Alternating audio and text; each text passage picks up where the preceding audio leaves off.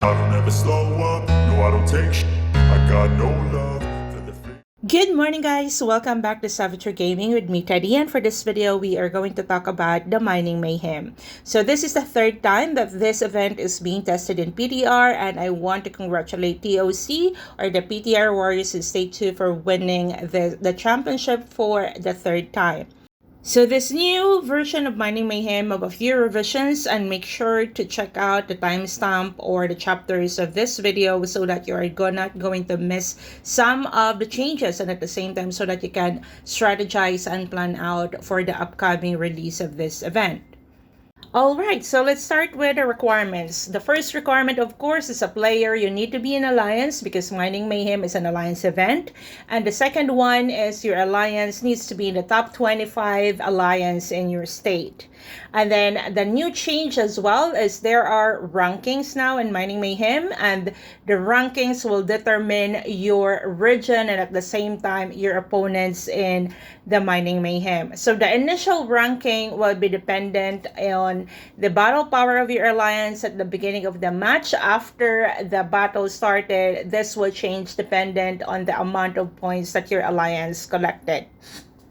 So the goal here for your alliance is to collect as many points as you can by occupying research labs or attacking infected or rallying infected fiends. When it comes to the stages of the event, this is now, instead of 9 days, this event is shortened into 7 days with 5 days of battle.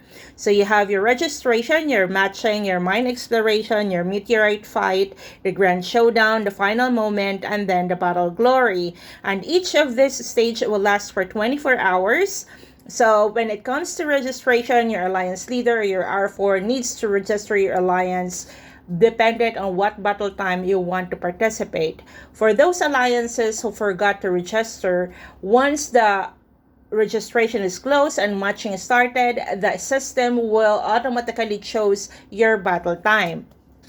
After the registration, you will have your matching. There will be 8 alliances that will be divided into 2 divisions with 4 alliances each, and these 4 alliances will fight for the research lab and get as many points as you can, and the alliance in each division with the most points to collect will fight for the championship. Like the previous versions, you can only occupy the next spot or research lab or the centers if the road is connected to that building. So it means that you need to occupy the buildings first in front of your alliance center before you can proceed to the other.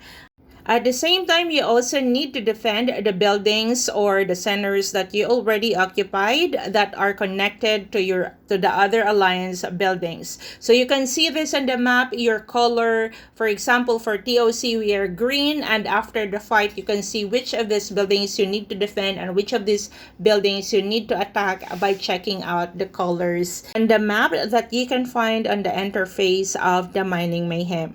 Next, let's go to the battle day, or rather the new changes. So from mine exploration to the meteorite fight to the grand showdown and then the final moment, these are your battle days, guys. So the battle time duration is only 1 hour. It means that this event is going to only open the map for 1 hour.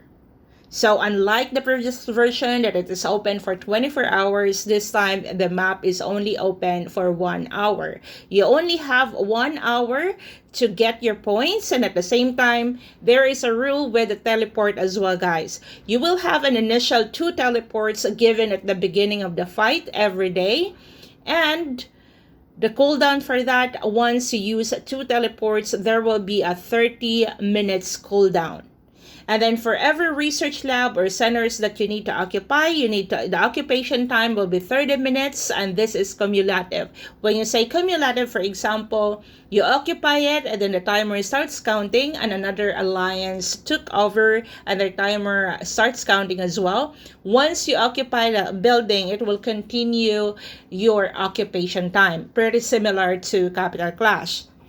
For the research lab as well as the center fights, that will be, like I said, stage mine exploration to final moment. You can join multiple rallies and you can also reinforce multiple buildings. Here, skills work for this event, guys, and what you're seeing on the screen is the new interface for the battle report. This new interface will be available for game version 1.14.40. So you can also see here the different parts of your PvP, and at the same time you can also check if which part of your account build you need to focus on, guys, which is a good thing. This is a game changer, at least after 2 years.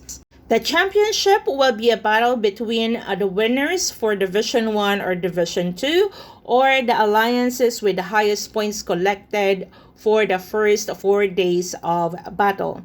The occupation time is 30 minutes, and this is also cumulative. But you need to remember, guys, that for this championship, you can only use 1 march. It means you can either join a rally or you can reinforce. That's it. Once the research lab and the centers are open, all the amethysts are scattered within the map, and each players or the players can collect this, but make sure to charge your energy towers for this, guys. So every time you collect an amethyst, make sure to send it to your energy tower. And for the skills to take effect, your leaders need to activate these skills. The activated skills will only take effect to the research lab where that energy tower is connected. For every research lab or centers that your alliance is going to occupy, you will be given 2 auxiliary buildings. There will be 1 for economic and 1 for military, and your leaders need to assign the person who will build this. So it depends on you guys on which of these stats you need. You might need lethality, troop morale, or defense, attack, or troop attack, and other things.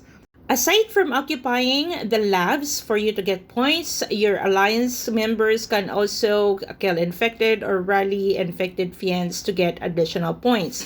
But remember, guys, that you can only collect points within that 1 hour battle.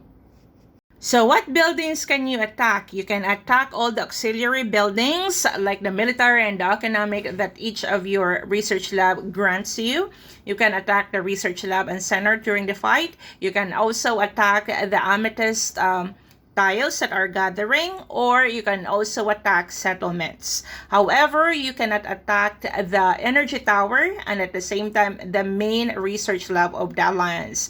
Make sure to put garrison on your auxiliary buildings, because once they are demolished by other alliances, your stats will be removed as well. So you need to rebuild the auxiliary buildings for the stats to take effect.